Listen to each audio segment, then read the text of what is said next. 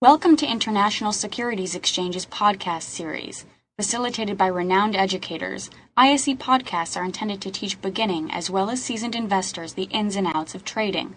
To find an updated list of podcasts, please visit www.ise.com/podcasts.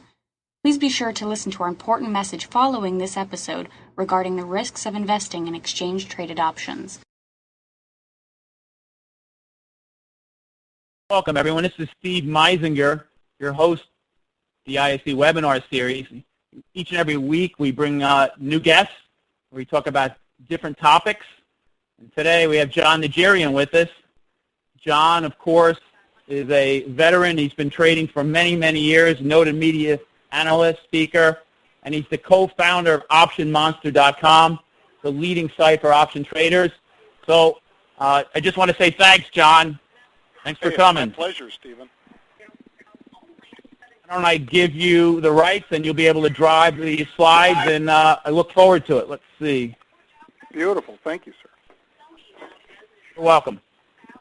Thank you, Stephen. It's my pleasure to be here, guys. I don't think there's really been a better time to be talking about volatility and how to use volatility to your advantage rather than to have volatility be something that you fear. A lot of folks, of course, have said on television and in cocktail party opportunities that when volatility gets this high, it's time to just let the mail stack up and not open your account and take a look at what's happened. I would completely disagree, of course, because I think there's a tremendous opportunity when volatility gets this high. And it's for both foreign currency, which, of course, the ICE is one of the leaders, the International Securities Exchange, in trading these types of products, or whether it's something else like the regular options on stocks and so forth, and I'll have a couple examples of each. But when volatility is as high as it is, we think that it's more of a friend than a foe, especially with just some basic strategies. Like when I joined, I heard Stephen talking about collars, for instance. And a collar is where you buy a put option against whatever equity it is. In this case, if it's foreign currencies, and I wanted to bet on a particular rally out of the dollar versus the British pound, of course I can do that using the ISE options and so forth. And I would continue to say that's a great way to play because it gives me the defined downside risk, which would be at whatever strike price I've picked for my put. And when you buy that put, many of us would try to finance it by selling a call above the market against it. And when you do that, you're in that collar that Stephen mentioned when I first joined the call. And some people trade that as a zero-cost collar, meaning, of course, that they're in there buying the put for $2, for instance, and trying to sell a call above the market for $2 so that their net outlay on that protection is zero, hence the name zero-cost collar. That is one of the most popular strategies for all the big insiders, whether they be in Silicon Valley with Google or whether they're at one of the bricks and mortar kinds of companies like Baker Hughes or Halliburton. People that have a significant amount of their wealth tied up in a single stock will routinely try to go out and buy that protection and get it financed by selling that call.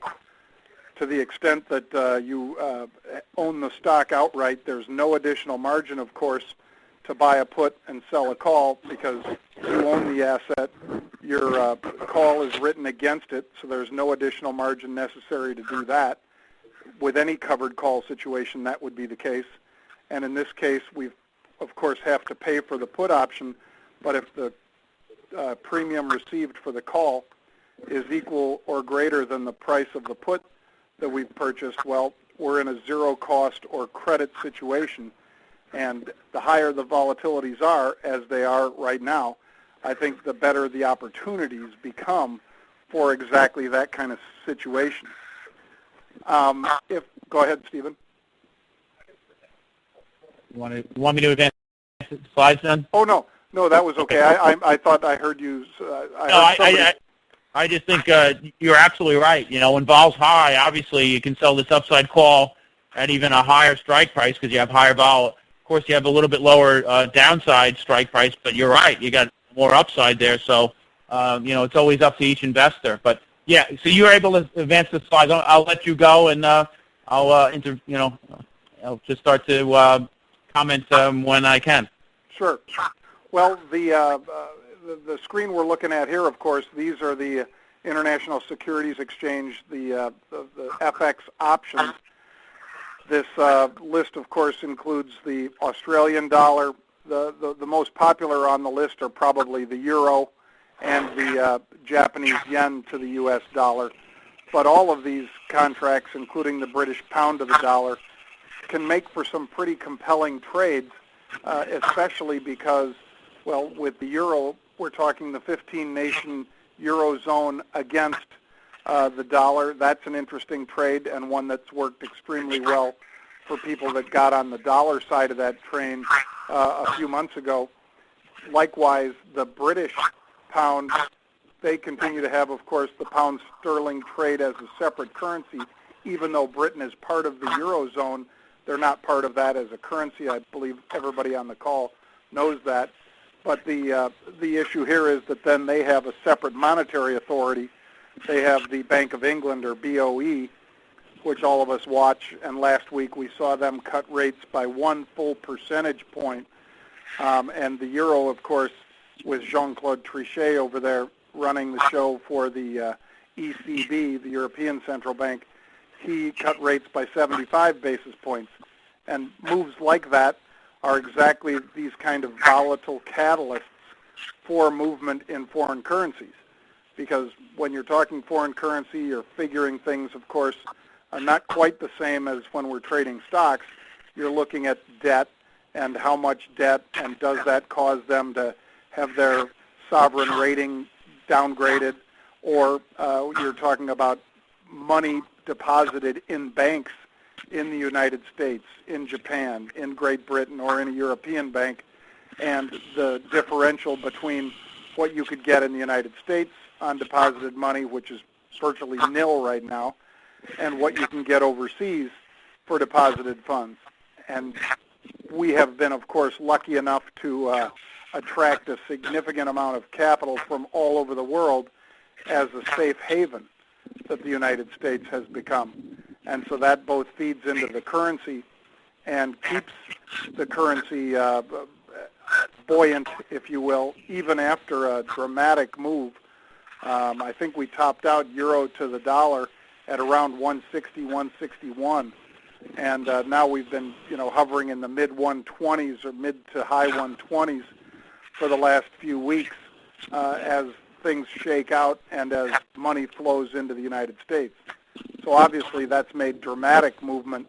We'll take a look at we'll take a look at both the euro to the dollar and the British pound, and take a look at two different strategies to take advantage of what's going on with the movements in those currencies. Thank you for listening to our podcast. To find more podcasts on options, stocks, alternative markets, and market data, please visit www.isc.com/podcasts.